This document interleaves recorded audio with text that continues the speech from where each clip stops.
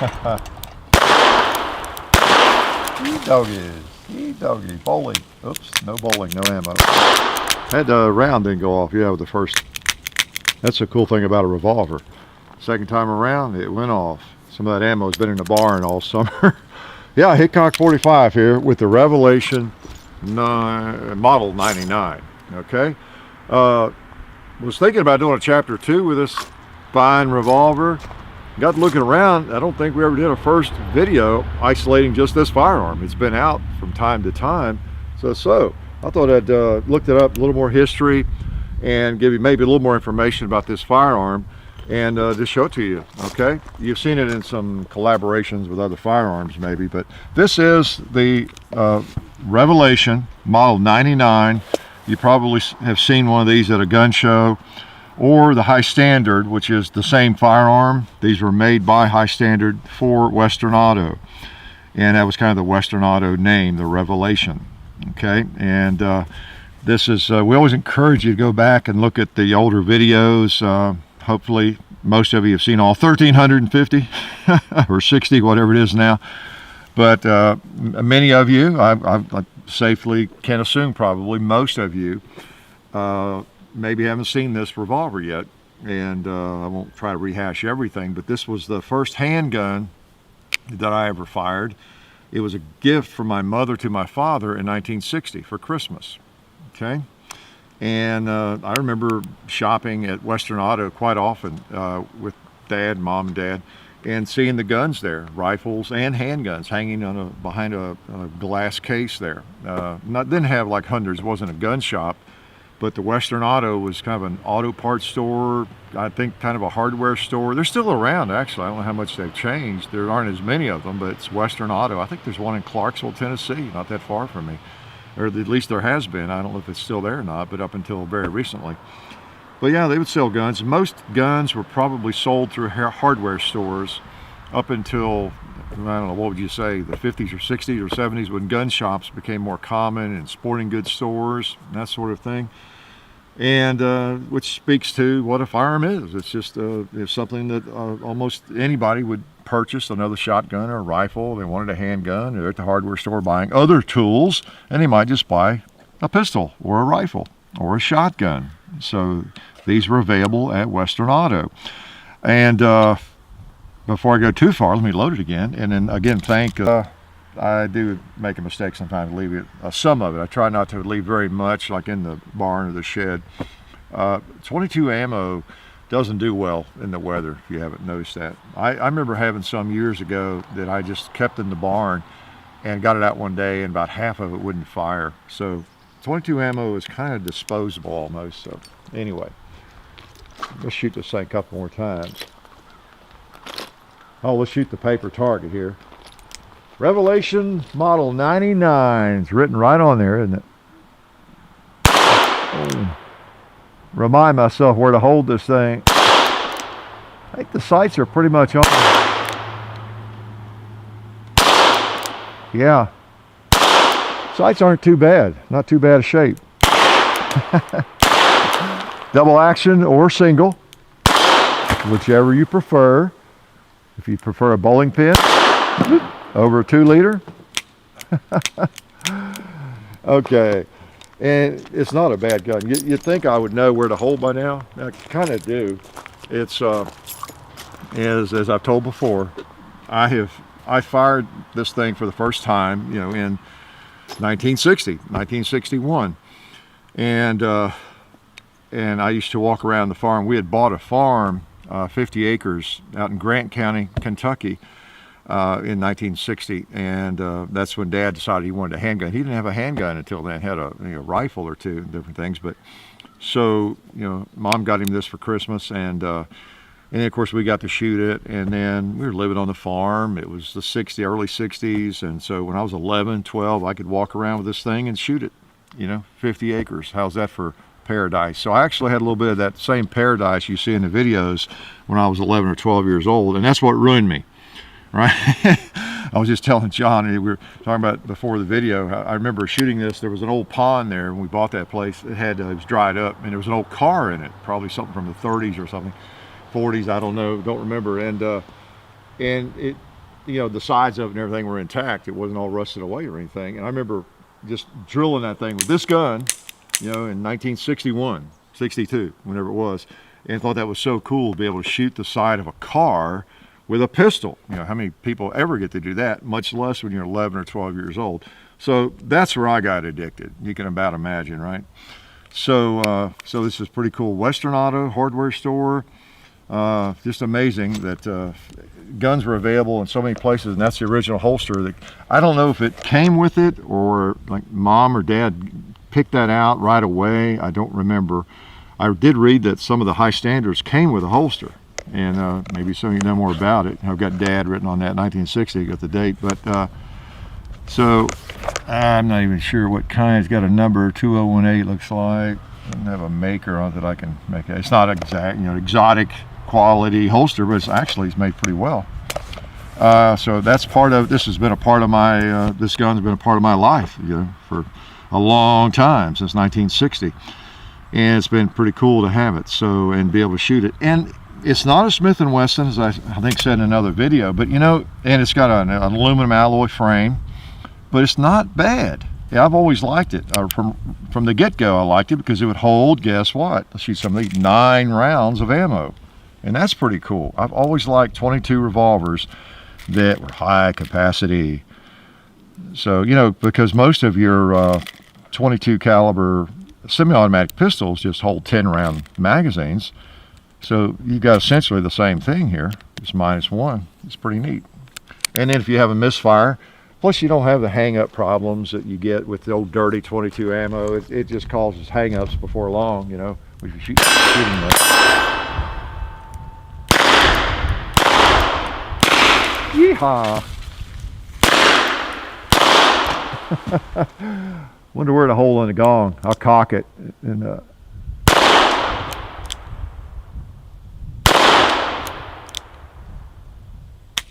yeah, I'm gonna hit her now. I'll shoot out some more of it.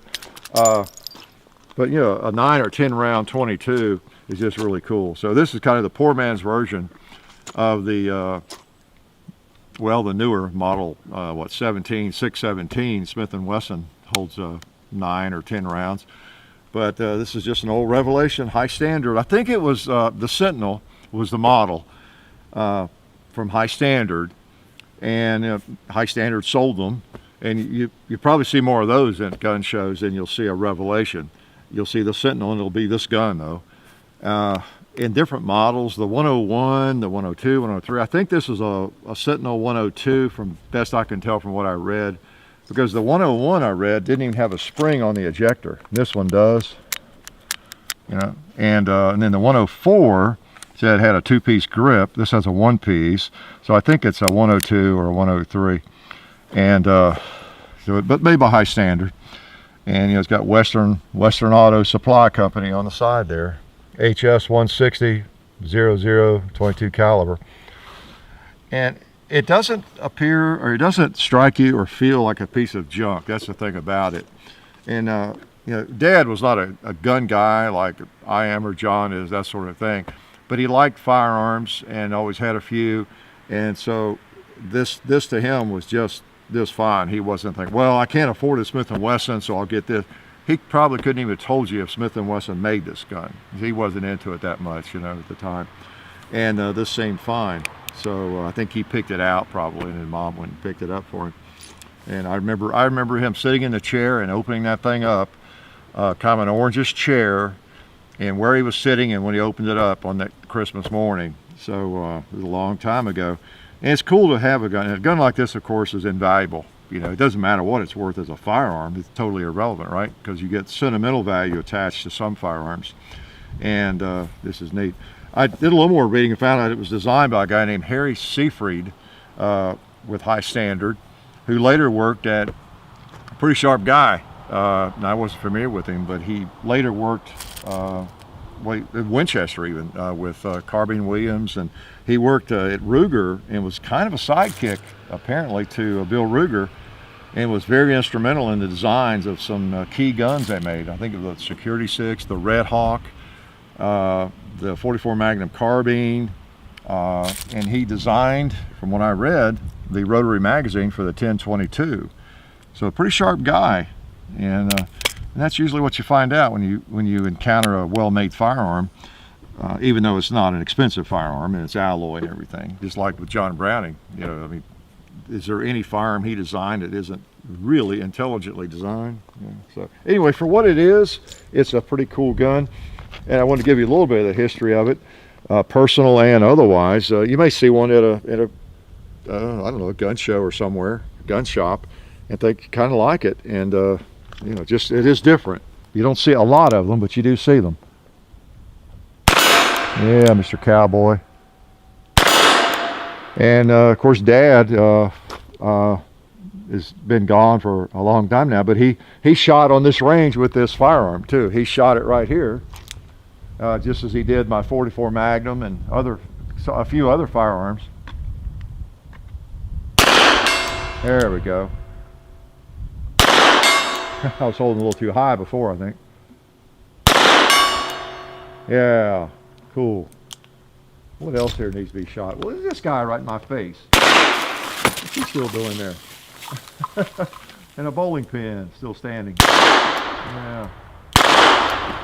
Tin cans. That's what they're for shooting 22 semi-automatics or revolvers, right? We'll load it at least one more time. Okay. I don't reload 22s. I may get into it. If so, I'll come out here and pick all these up. But right now, they'll just be gravel. Neat little gun. Anything else I was going to tell you about it?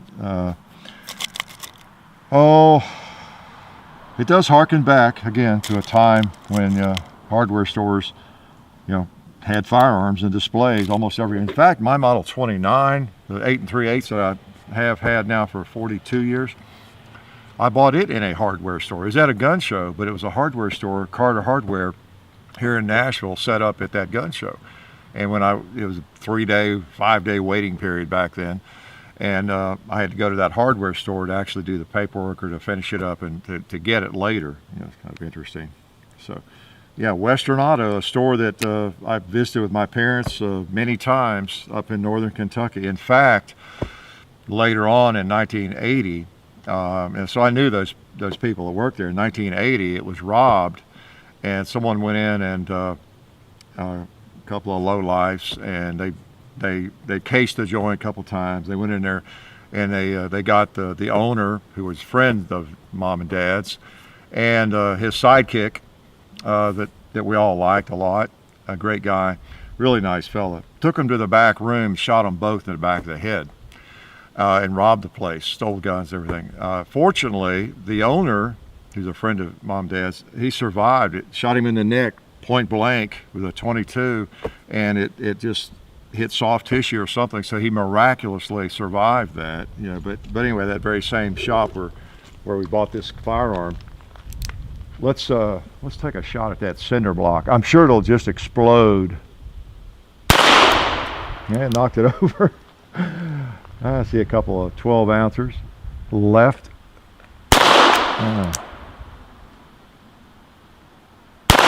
Yeah, it still shoots just like it always did.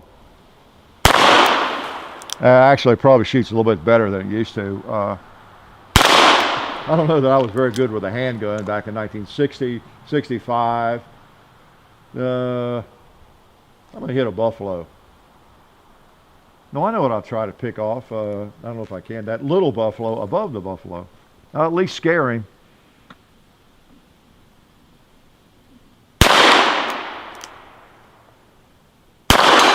All right, I scared him with a bullet. That's the best way. Oh, I even scared the red plate. I might have one more. Let's just put it on the cowboy here. That's right. Hey, I must have been counting my rounds, huh? Okay. I'm really not drunk when I'm doing video. If y'all don't know, there's sort of the edge of the driveway here. Sometimes I slip off of it there. Okay, so that's pretty cool. I probably shot it enough. It may not be a gun you're looking for, of course, but I know you have interest. I hear that all the time in different sorts of firearms, maybe unique firearms or something a little bit off the path. And this is kind of off the beaten path. And and just so much history with me that I always enjoy getting it out. It's probably never been in a high def video, come think of it. I don't think we've had it out for a good while. So it's not that it's the most beautiful firearm in the world, but it's one of the most beautiful to me because it's just been a part of my life, really. This handgun has, and that's the thing about firearms, that people who are gun haters, or they lead emotion-based lives, and they just read the newspaper, see the headlines, and know that they hate guns. There's still people like that out there. And it's really unfortunate that they don't. They missed out on a lot growing up. To me, this is a great hobby. Do I have to tell you? Shooting. And with me and my family, just as many of you, it goes way back, doesn't it? You can remember firearms that your grandfather had and helped you with, or maybe helped you with one of yours, and you shot together, and that firearm is maybe passed down. You have it now, just like I have several of Dad's firearms, and it's just and there's, I want to say they're personal. They are kind of personal items because you enjoy them and do things with them. It's like a bow, or a good book, or just anything that's passed down, right? It's just something that and it lasts forever, essentially. So, and most of you know what I'm talking about. Some of you don't, but maybe you will. Maybe you will. So, pretty cool gun. Probably I would not own it if it didn't come to me the way it did. I don't know that I'd go out looking for a high standard Sentinel or a Revelation, model 99, but this one sure is special. So anyway, glad to bring it out, take a few shots, and I'm especially glad you dropped by to hopefully enjoy it with me. Life is good. Since I'm still here, let me thank SDI for all their help. SDI is a fully accredited online gunsmithing school. Check them out at sdi.edu. We'd also like to thank Bud's Gun Shop and Federal Premium for all of their support. You can find us on Full 30 also now. And you can find the links to our Facebook pages and the other YouTube pages in the description of any video. So I invite you to check out the description in every video, or any video, you'll find what you need to know. And you'd better do it.